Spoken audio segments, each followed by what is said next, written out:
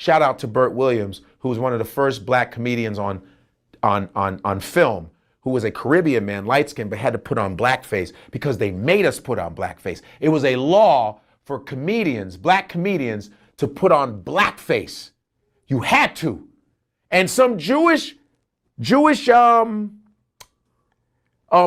Al Jolson, they put on blackface. But for white comedians did it because it was just their choice to, demean black people.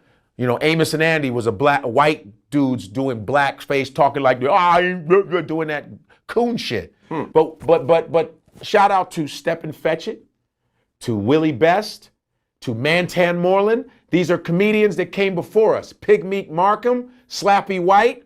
These are, all, and until we have, of course, we had the Red Foxes and the Timmy Rogers and the George Kirbys. I'm trying to throw in some history because these are the black comedians that came before us and had to suffer for us to be where we are.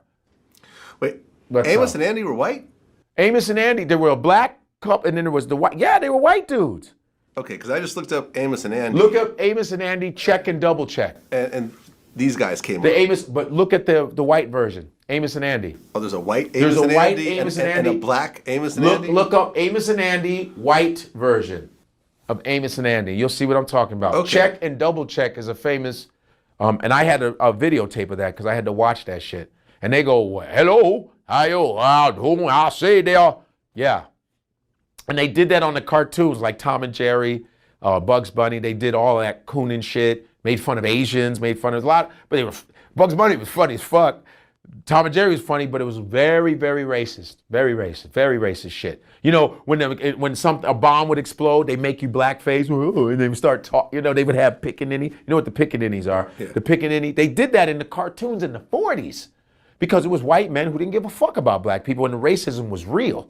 In Tom and Jerry, there's the character of the black woman with no head. And she goes, Thomas, you better come here, Thomas. Oh yeah, it was the black mammy shit.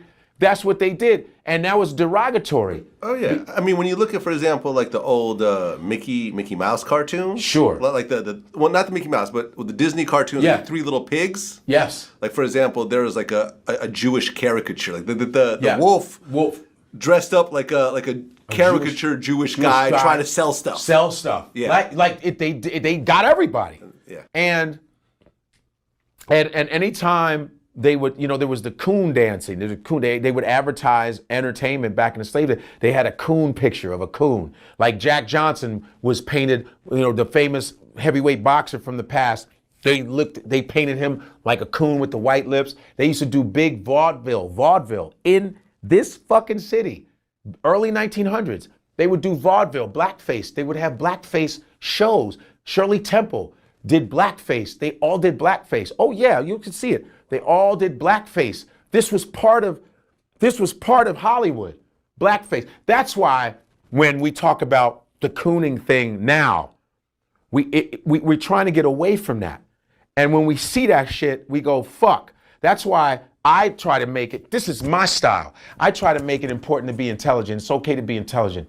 The cooning shit, we don't put on the blackface, but we don't have to have the impression of blackface.